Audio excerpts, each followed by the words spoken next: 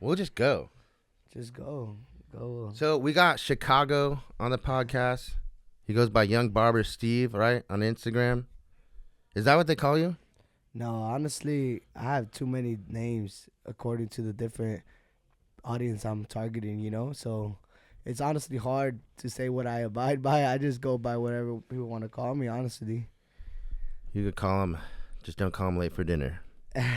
So how'd you get started with barbering, and what drew you to the profession? It was after 8th grade. After I graduated 8th grade, I was getting good haircuts with my older brother that was taking me to a pretty sick barbershop in Chicago called Platinum Fades over there by Diversity and Pulaski. And I felt like so sad that my younger siblings couldn't get a good haircut, you Right. know, because there wasn't enough money for them. It just got to me, and then they got to wait their turn until they get older. Right. And so that's when I embarked on my journey to learn how to cut hair. I didn't even think about that. That's how we did it too. I used to get Yeah. the good haircuts when I was little.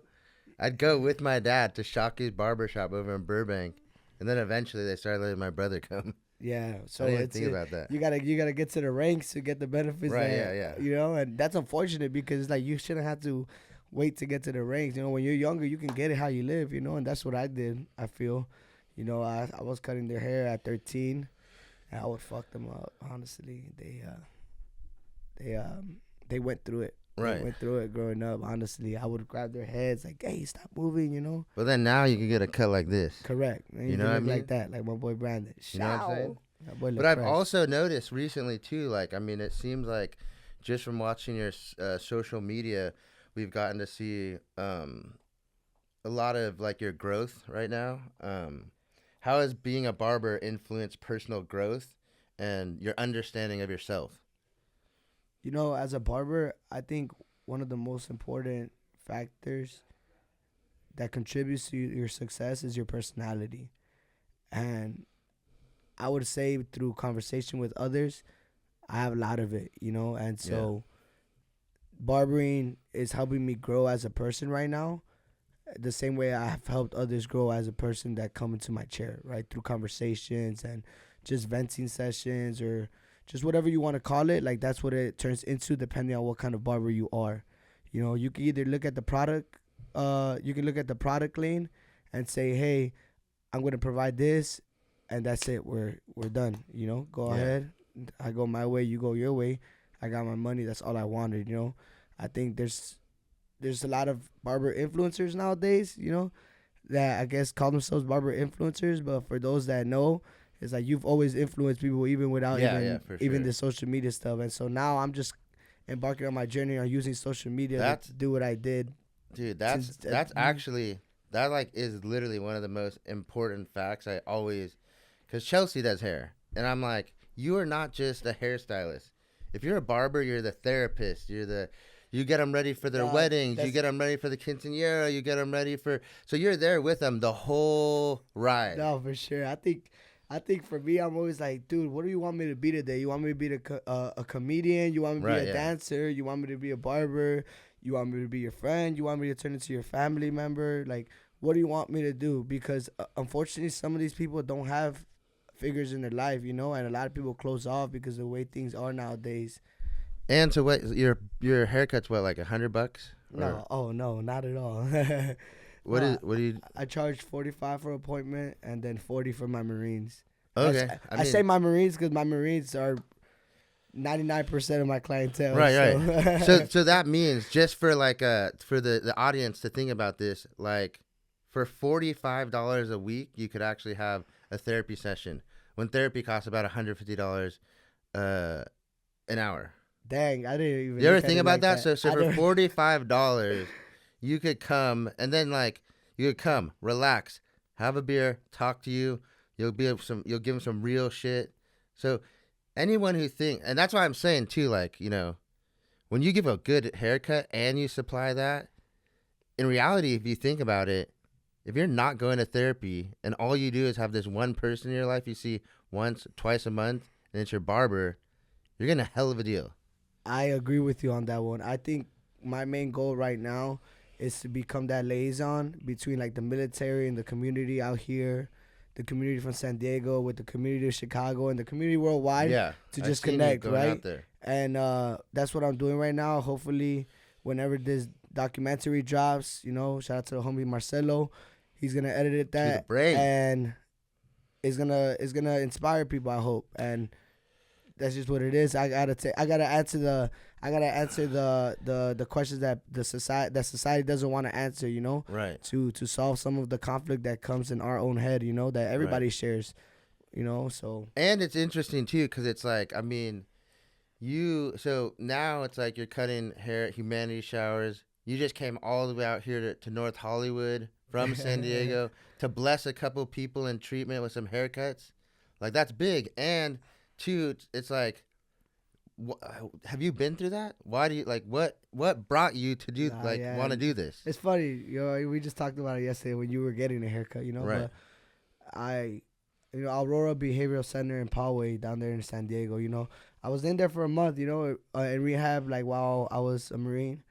And honestly, like I sometimes wish I could reconnect with those people that are in there, and unfortunately I didn't note down enough people's number and enough people's contact info to say, hey, I want to reach out to you. And unfortunately, the only way I can do that now is through social media, if we're being honest, right? Like, the internet does crazy things, and it's cool. It's like a blessing and a curse. Correct. I mean, it's like so like people like us, we have deep connections with people in person. Yeah. So I mean, the internet strips that a little bit. It takes that personal connection away. But at the same time, why I'm a huge fan of it is because it keeps those connections you wouldn't normally have. Correct. Like, I have so many of my homies that like now that they see, like, Soft White Underbelly. So it's like right now, today, I got a phone call from someone being like, hey, I saw that. You said my name on it. Now I'm reaching out to you. Like, and I wouldn't talk to them normally.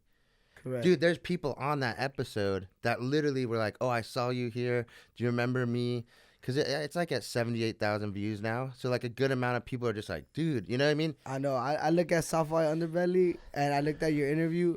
And, we watched your interview on the way back from when we first met you a couple weeks ago, And it's crazy in the amount of time that we've met each other. The connection has grown so big because of the way that we are as individuals. And unfortunately, that's not what we see in society all the time.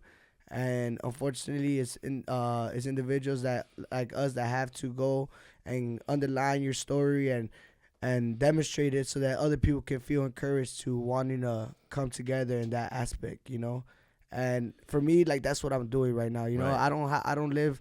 I haven't lived this jolly world life, that people want to say that they think I've lived, right? Right, yeah. Throughout the military, people would say, hey, you got a lot of money. It's like, no, unfortunately, I don't have a lot of money. I just work a lot, and it seems like I have a lot of money. Work a lot. And that's okay. It's okay to come out to the world and tell them, hey, I'm broke right now. Yeah. Would you like to give me a hand? And unfortunately, I feel like my peers and people my age, everybody wants to give this look of like, I got money and like I got it, right? And it's like, definitely. And it's like, that's not what I want to do. And so as a young guy, right, because you're a little bit older, right, and stuff like that. As a young guy, I feel like I got to that point. Hey, you're kind of old, man. I feel like 39 is old. DJ, how old are you? 43. Okay, 43. Old as fuck. Hey, bro. but it's unfortunate. It makes a big difference when you hit. But it's unfortunate that you have to become an OG Right. until you finally want to influence other people in that way, And dude, it's funny because like you literally hit, how to say, the nail on the head. The biggest thing that I learned this last 6 years is to not flex if I don't have it. Correct. And the easiest way to, like, I guess, build wealth, and I'm not gonna say like I'm wealthy, but like to start it is to like not do those things.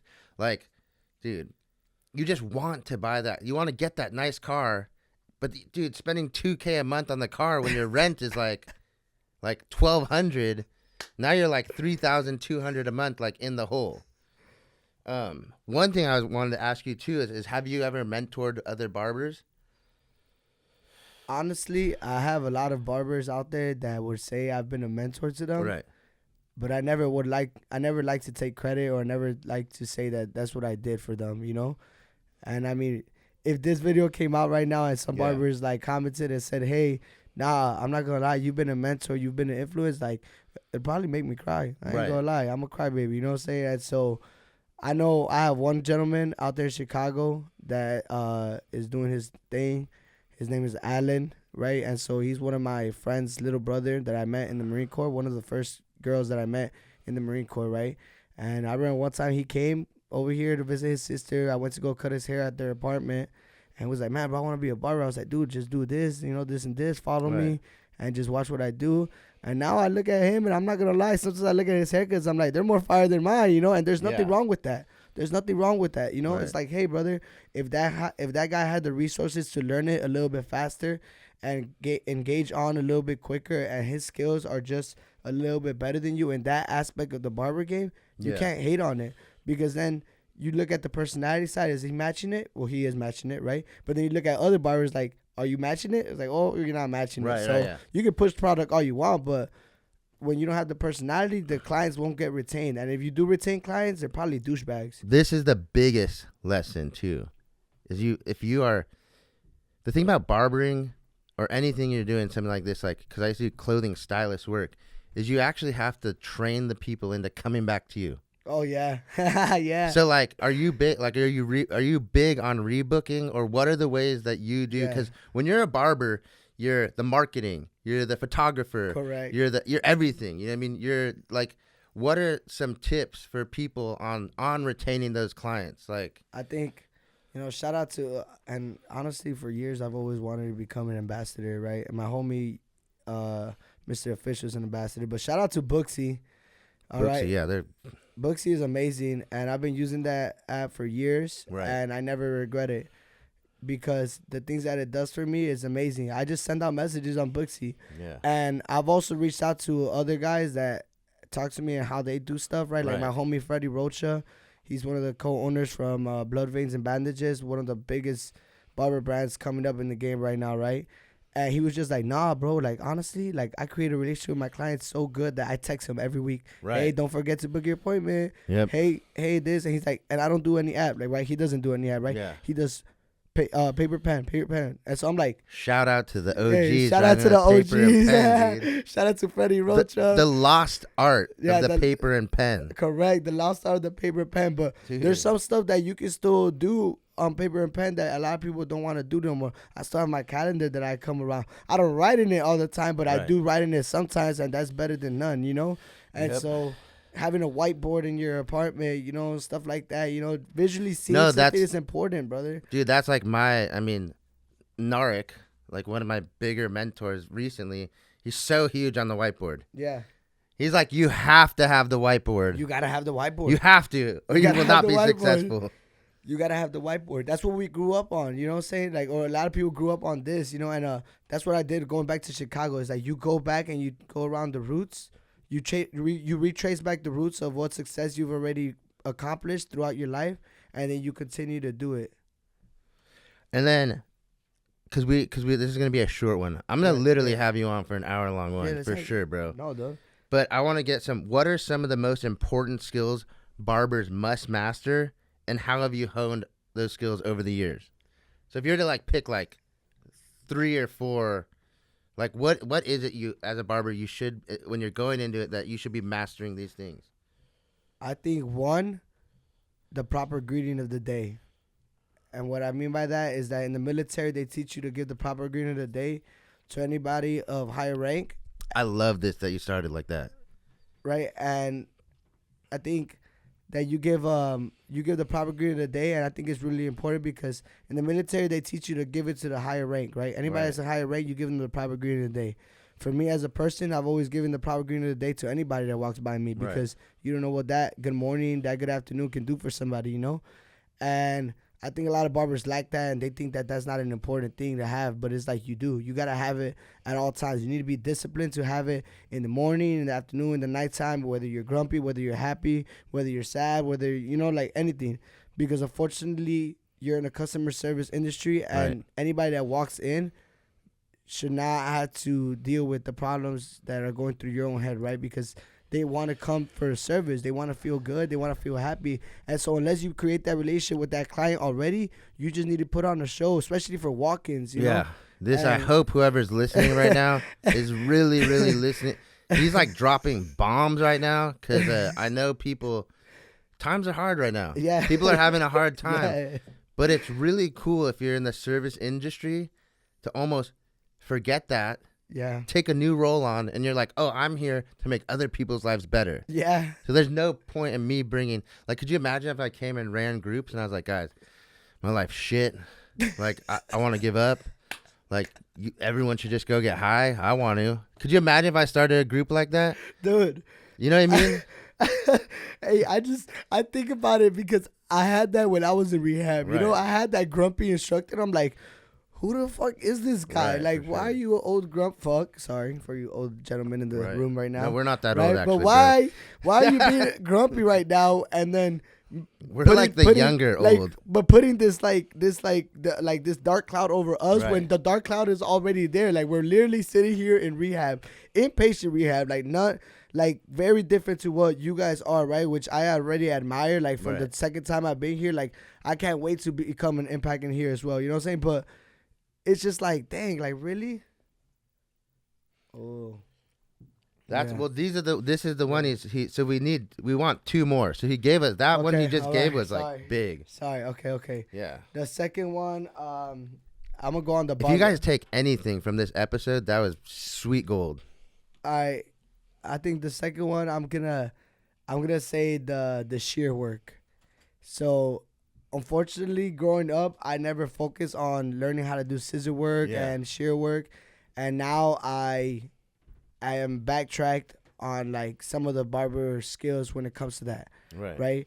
But fortunately, there's a lot of videos and a lot of instructions on YouTube and on Instagram and on everything that can really teach you that skill, like really good, you know? Because a lot of people will just hit the big, like up here at the side, a 5 guard. Well, they're not no, shearing that's the not top. what they do.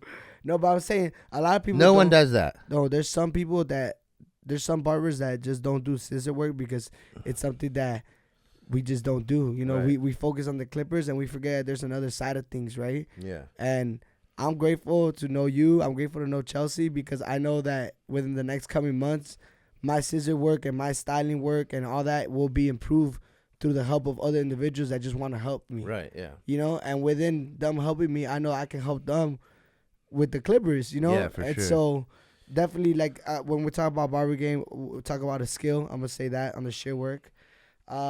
Maybe even 2 right there, double that up as like mentorship. Correct. Finding proper finding proper mentorship. All right. Everybody wants to pay for courses online, and I'm not here to negate none of that, right?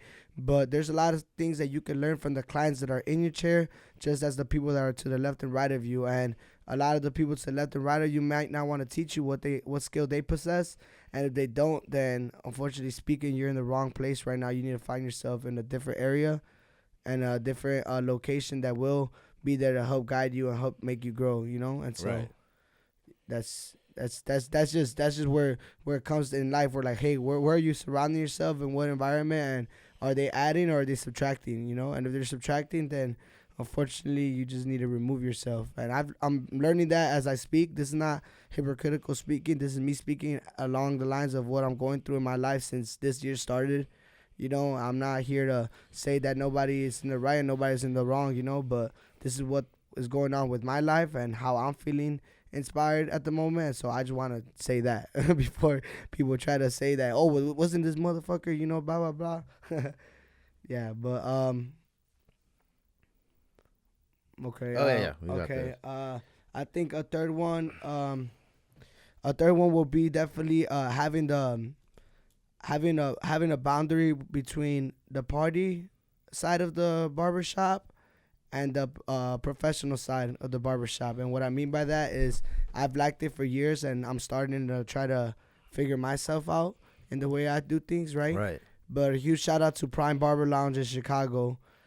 Prime Barber Lounge in Chicago. Shout out to you guys. My homie Memo over there owns the barbershop, and what he has over there is if you want to drink a beer, before you drink this beer, you will put it in a cup. You won't be walking around with an open container just Right. googly gaggly, like you're back on the block. You know, you're gonna put it in a cup, right? Because that's what professional and good gentlemen do. You know, like everybody says, "Hey, would you like to pour me a cup of whiskey or something like that?" Right? And then you sip on the whiskey or something like that, right? And so that's what he's bringing back. Where I feel a lot of barbershops have lost that. Right. And unfortunately, like because it's like the barbershop's like the gentleman's club. Correct. It should be. It should be. But now they should be. It should be a gentleman's club. But now, a lot of society looks at it as, oh, look, it's all the fuck boys. I didn't even think about that. That's it's all the fuck boys, and that's one of the things I've been trying to do this year. Like where I stop saying fuck boys, and guys should stop calling girls bitches, because honestly, like all these derogatory terms is one of the most unfortunate things that has been normalized in society.